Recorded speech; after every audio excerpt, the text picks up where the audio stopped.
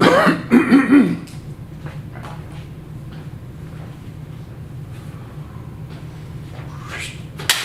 everybody, just some more Oxford College physics here, and we got some more stuff to do. So let's get going with it and take a look at what we've got going on here. So we've seen this before. This is a nice conductive coil wrapped around a whole bunch of times, I don't know, 100 times or so. There's some really strong magnets in here, some neodymium magnets, north facing south, and then the wires connected across 3 diodes here. And yeah, that's it, no battery in here or anything, right? And what happens when we spin the magnets within the coil, this conductive coil? We got Faraday's law of induction going on, and we induce ourselves some EMF across these terminals here, which then induce a current across these diodes. So what happens when I spin it? That's right, the diodes light up, bam, and if you see, they actually alternate in which ones are lighting up. The 2 red ones light up at the same time, and then the green one lights up in between them. And that has to do with the terminals, how they're connected here. Diodes are one-wayed, they're like little valves. They allow current to go one way and not the other. So I have them switched in orientation between the red and the green so that when current goes through one way, the red ones light up, and when current goes through the other way, the green one lights up. You say, well, how are we getting this current going in different directions? Yeah, we looked at that too. We've got basically synonymous with the coil spinning in a magnetic field, in this case, a magnetic field spinning within a stationary coil. We naturally produce or induce an alternating current. So that's great, that's great. Well, I don't want you just to take my word for the terminals here. What we're gonna do is connect, oops, I don't even need to disconnect this. We're still good here. We're gonna connect these to this galvanometer. You know what galvanometers do. They can look at potential differences or currents ultimately. This is a big one, it's a little old and deformed in certain places like the needle. But as I turn this, what should happen? We get a deflection of the needle, right? Well, if I continue to turn it, you find that the needle deflects the other way. Then I continue. And if I can this at a nice steady kind of rate, you'll get this, the needle basically bounces back and forth. And that's because we got ourselves an alternating EMF and thus an alternating current when we've got this disconnected and it's just going through the diodes. So producing / inducing alternating currents, really, really easy. And that explains a lot of the reason why wall sockets and such things are AC, because alternating currents or alternating potential differences are easy to generate. And turns out there's some added bonuses in transmission, energy loss, and such things. But that's something we'll talk about a little bit later. Right now, we just want to start talking about AC circuits. Circuits that involve alternating currents, and those alternating currents we could sort of correlate that to being produced by spinning coils in magnetic fields. We got turbines and dams, we got turbines in the desert, big wind turbines. Those are all producing some sort of AC current there. So this is what we want to look at, AC. That's right. So we start off. AC circuits. Well, we need some way of ultimately modeling things out, so we're going to model this AC EMF or AC potential difference as being sinusoidal. Nice smooth sinusoidal. So we're going to let delta V, and this is the source potential,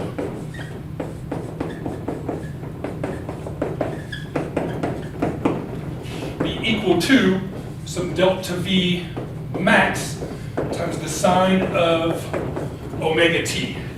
So delta V max would be the maximum potential difference that's possible, and omega is the angular frequency of the system. So delta V, and I'm going to put a little of t here so that you just know this is time varying. Delta V max is the max potential difference.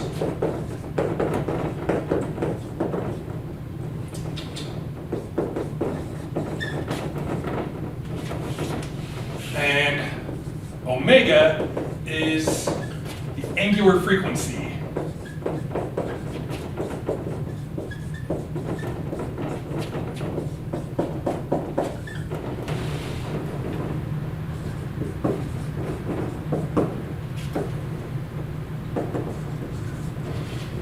alternating potential difference.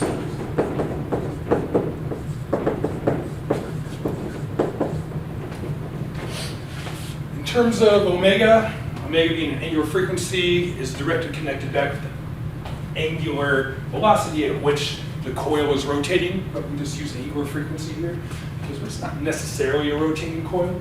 But nonetheless, we've got this, where the frequency in cycles per second, hertz, is F is equal to omega divided by 2 pi. So usually it's a little bit easier to talk about frequency in hertz, cycles per second. We've got our standardized wall sockets here in the United States. We're at 60 hertz, 60 cycles per second, 60 full cycles every second. In the UK, they run at 50 hertz. We've got frequency generators that can do all sorts of variations of that. But that's what we got in terms of the fluctuations that are occurring with the potential difference with respect to time. So if we went ahead and plotted out, say, the source potential here, we would have something of this nature, where this would be delta V max plus, this would be minus delta V max, and this would be one full cycle of oscillation from here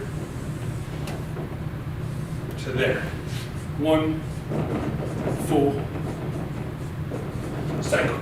There's 2 pi radians in one full cycle of sinusoidal oscillation, and that's what we've got regarding that.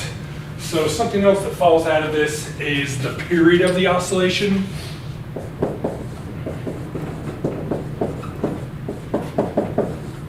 Period of the cycle.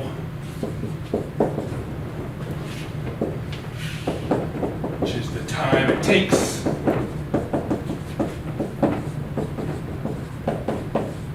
complete one full cycle.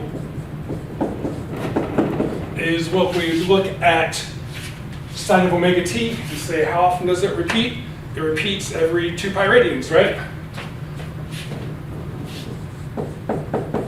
So it's gotten from when omega t advances by 2 pi radians, and from this, we solve this out for now capital T, say 2 pi divided by omega. T is equal to the period. That's how we get the period there. Time, extent of one full cycle, 2 pi divided by omega, which is consequently then equivalent to 1 divided by frequency. Inverse of that gives us period. So that's what we've got going on regarding these sinusoidal oscillations. Fantastic. Up and down, up and down, positive, negative, nice and smooth, continuous change, variation. So what we want to do now is start thinking about, well, what happens when we hook up different elements, different circuit elements like a resistor, like an inductor, like a capacitor to an AC source. What happens then? Okay, so we're going to look at a resistor and AC.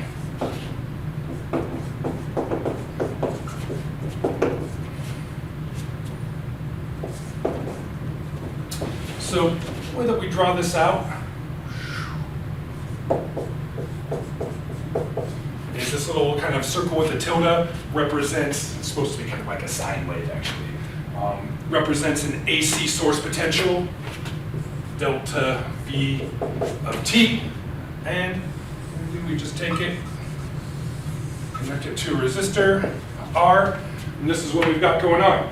So what's going to happen with this? Well, the source potential is going to alternate to positive delta V max, negative delta V max, positive delta V max, negative delta V max, and we're ultimately going to get the current through this resistor keep switching its directions.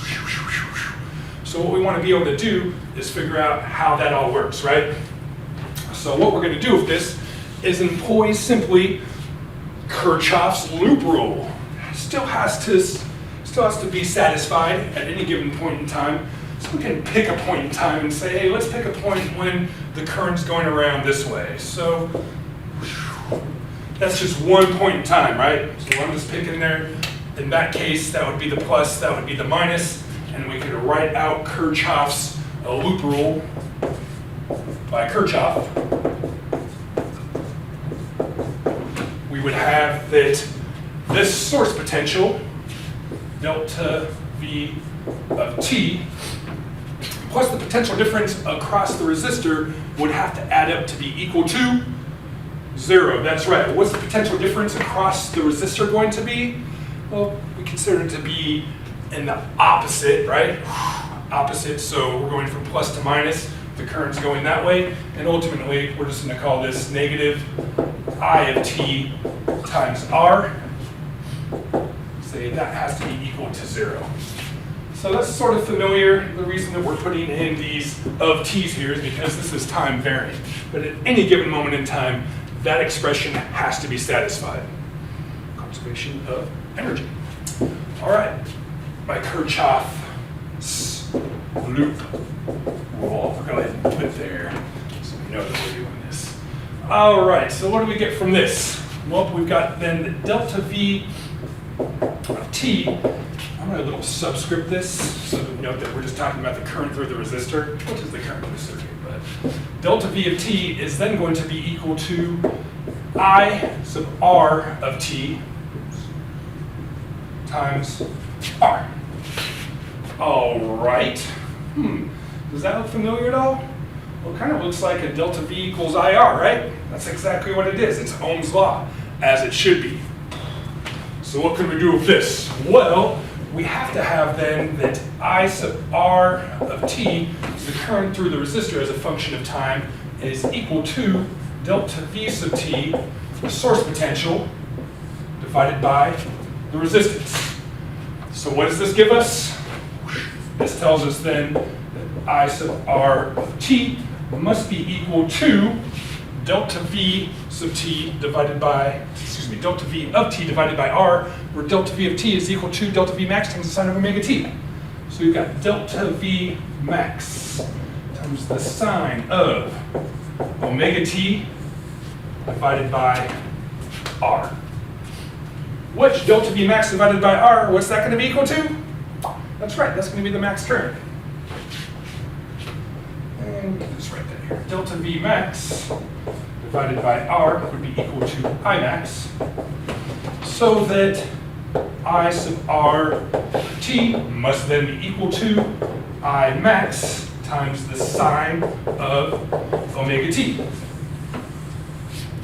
And it seemed like a lot of work just to get something that we probably could have just spit out and said, hey, we're going to alternate a potential difference, we're going to have an alternating current in the same exact way through the resistor. But we do it formally, because what I want to point out here is this. We have I max times the sine of omega t for the current, and for the source potential, we've got delta V max times the sine of omega t. Well, if we plotted then the current and the source potential simultaneously, what would we get? What would that look like? Well, they're oscillating at the same angular rate, omega. They start as sine, they're in phase, we say, with one another. They're doing the exact same alternations at the exact same moments in time. So if I went ahead and said red's going to be the current here, whether it's bigger or smaller is kind of doesn't really matter, but you can go something like that. Say this is the current. I of t, what would this be? This would be I max. What would this be? Negative I max.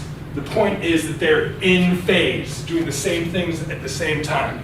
So that is important to be able to point out here. The current and source potential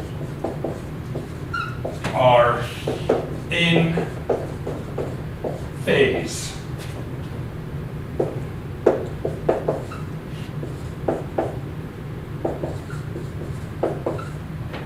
alternate in exactly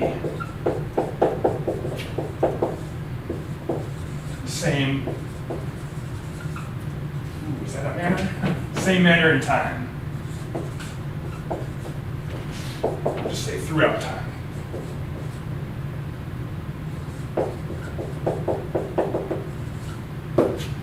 But again, in phase is what we want to get out of this. All right, so that's good. Got an alternating potential difference that produces an alternating current that's in phase through the resistor in a purely resistive circuit. Fantastic. What are some other things that we could talk about when we've got a resistor hooked up to some source potential? What about power? Power delivered to a resistor. That's a good one. Let's take a look at this.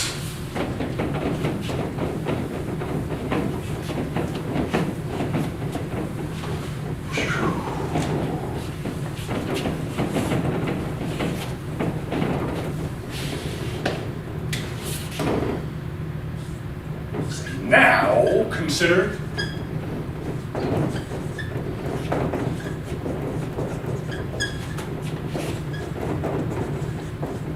power delivered to the resistor. Well, we know in general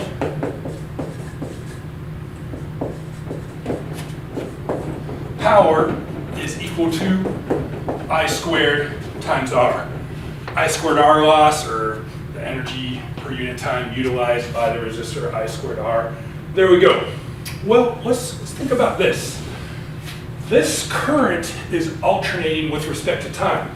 Sometimes it's max positive, sometimes it's at 0, and sometimes it's at max negative, and sometimes it's in between all of those. So really we've got that I here, meaning that it's changing with respect to time, says that the power is changing with respect to time as well. Well, it's not really super convenient to say, hey, what's the power now? And what's it now? What's it now? What's it now? It's easier just to say, hey, what's something like the average power? Or the power over one full cycle, something like that. So let's think about this.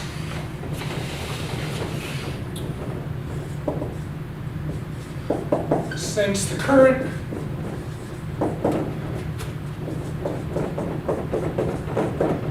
oscillates between plus and minus I max, power also varies with time. When the current is 0,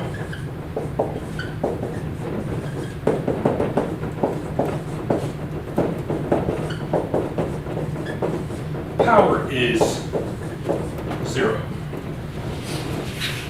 Again, that's not super convenient to talk about, so let's talk about the average power.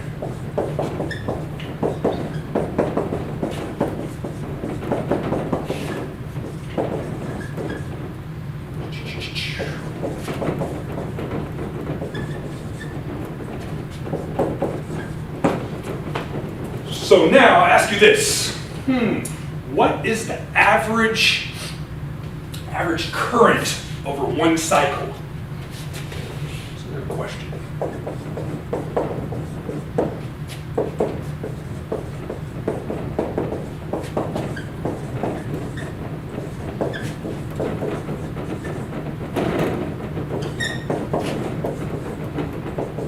One full cycle. Well, that's a good question. Let's see. Again, we can plot out the current. See something here.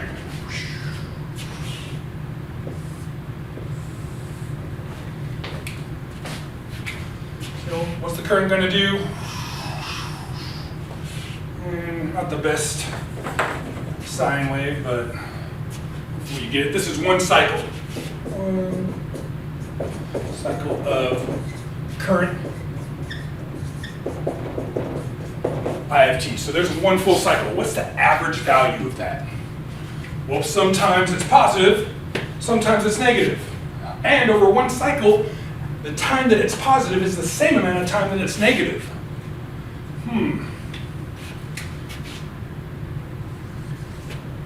Plus I minus I. Well, what's that going to give us then for the average value? Well, it's going to give us 0. It's just as much positive as there is negative over one cycle.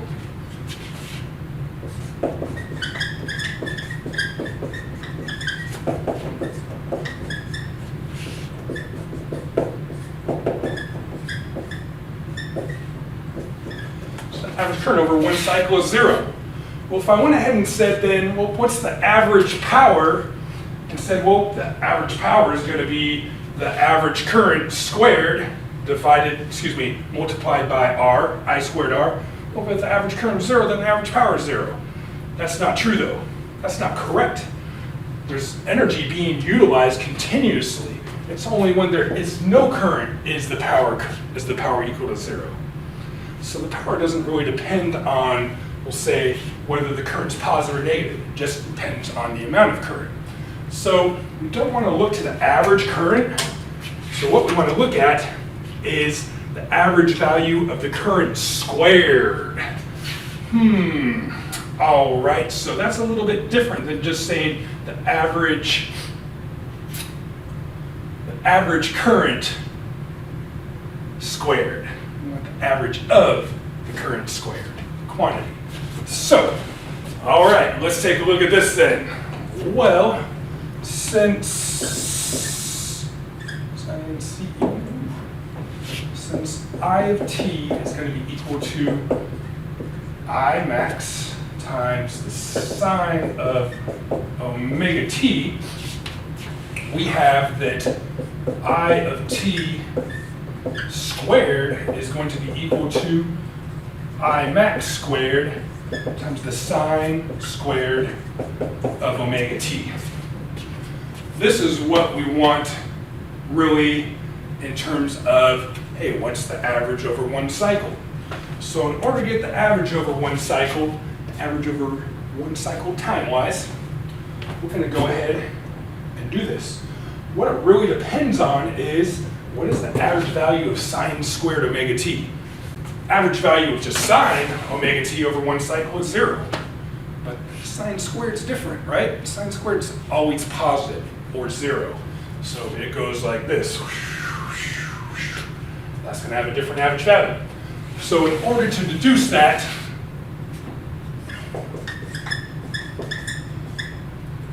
average of I of t squared is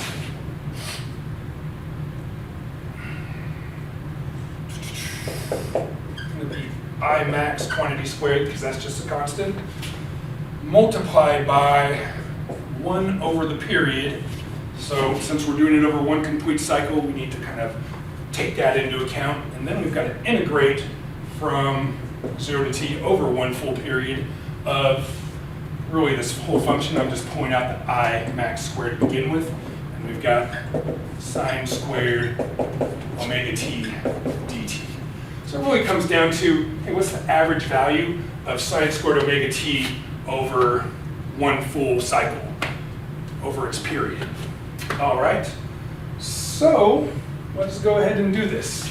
So I'll make a little bit more room here. Easiest way to do this, some little trig identities, right?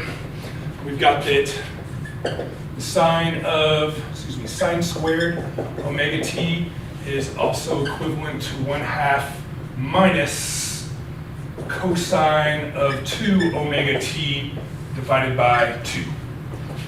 That's a nice trig identity that's nice to use here. And thus we will have that I of t squared, average value of this will be equal to I max squared multiplied by 1 over the period times the integral from 0 to t, which is the period, of 1/2 minus the cosine of 2 omega t divided by 2 dt. All right, so we go ahead and do this. Again, Imax squared, that's just a constant. T is just a constant too. That's one full cycle. That's correlated again with omega here. So let's go ahead and do this. Just focus on this little integral right here. So the integral of from 0 to t of the quantity 1/2 minus cosine of 2 omega t over 2 dt is going to be equal to, we just separate this into two parts here. We've got ourselves the 1/2, so that's going to give us t over 2. And then we've got this portion here. We've got ourselves the integral of the cosine of 2 omega t divided by 2. The integral of cosine is positive sine. So we've got negative cosine gives us negative sign. I mix those up with the integration and derivatives. So this will be a positive plus, and then we'll have the sine of 2 omega t, and then we've got an omega and a 2 and another 2 here. So that'll be divided by 4 omega, and this is evaluated from 0 to t. All right. So in terms of this integral now, we evaluate it, and we get ourselves that this is the period divided by 2 plus, well, t of 0, that just gives us 0. We've got sine of 0, that'll give us 0 too. So we just need this part. So we'll have plus the sine of 2 omega capital T divided by 4 omega. What's this going to equal here? What do we know? Well, again, we know that t is equal to 2 pi divided by omega, the period. 2 pi divided by omega, hey, it's right up there. So if we put that in, we've got ourselves t is 2 pi divided by omega, so we will end up with t divided by 2 plus the sine of 2 times 2 pi omega divided by omega, which will give us the sine of 4 pi divided by 4 omega. What's the sine of 4 pi? It's right, 0. So all of this reduces down in terms of this integral to just be equal to t divided by 2. So that's just the integral part. So when we come back to this right here, this ultimately gives us, this whole integral here just gives us t over 2. So we've got I max squared times 1 over t times t over 2.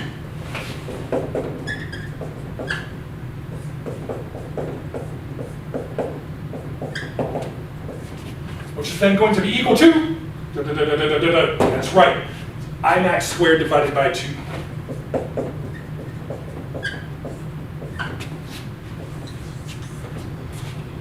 Look at that.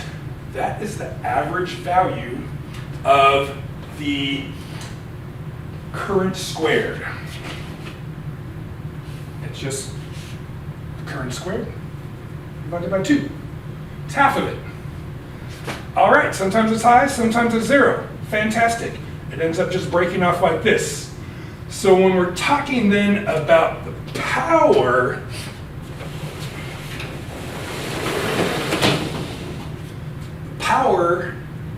average power is the average of I squared divided by, multiplied by R. So average power, we'll just put it here.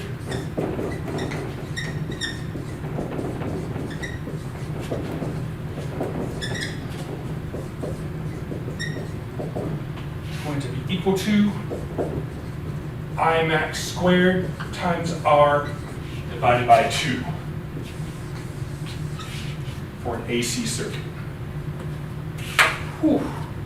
So that gives us one other key ingredient here, and that is what's known as the RMS current. The root means square current. Square root mean average, and it's average of the square. So when we want to talk about the average current, well, the average over one cycle, as we said, is equal to 0, but we can talk about something that correlates back to DC circuits. Let us now define RMS current. RMS means root mean square value. It's the square root of the average of the square value. So we've already found this out, that the average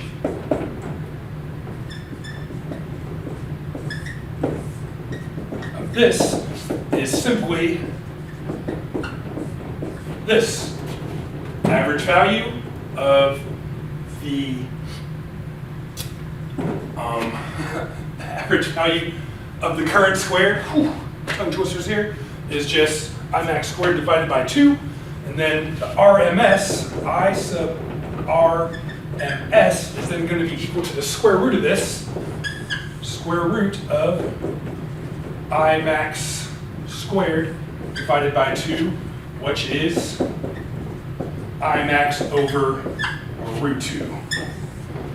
That is what is known as the RMS current in an AC circuit. And the RMS current is equivalent to the current in a DC circuit that would substantiate the same amount of power being utilized by the resistor. There's a nice correlation there. So we can talk about these RMS values themselves. So what do we get here? We've got that, also then write power, average power is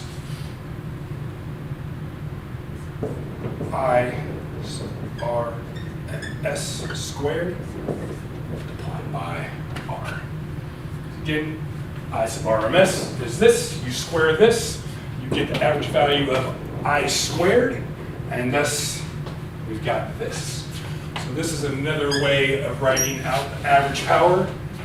Write it like this in terms of the max value, or we can write it like that in terms of the RMS value. And when we start talking about like, hey, wall sockets 110 or 120, 220, 240, those are RMS values. RMS potential differences. That's how they're discussed. The true high potential is, well, it's not 110, it's more like 117. 110 is the RMS value. All right, we'll come back and do some more stuff with this, but ultimately, RMS value is again important, not just for current, we can do it for potential differences as well. Like this, I should just write that, delta V. So RMS is going to be equal to delta V max divided by root 2.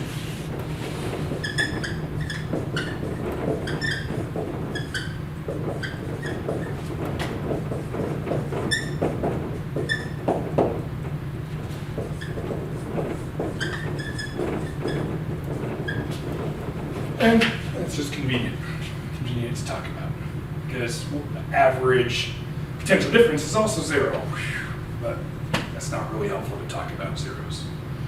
All right, be right back, we'll do some more.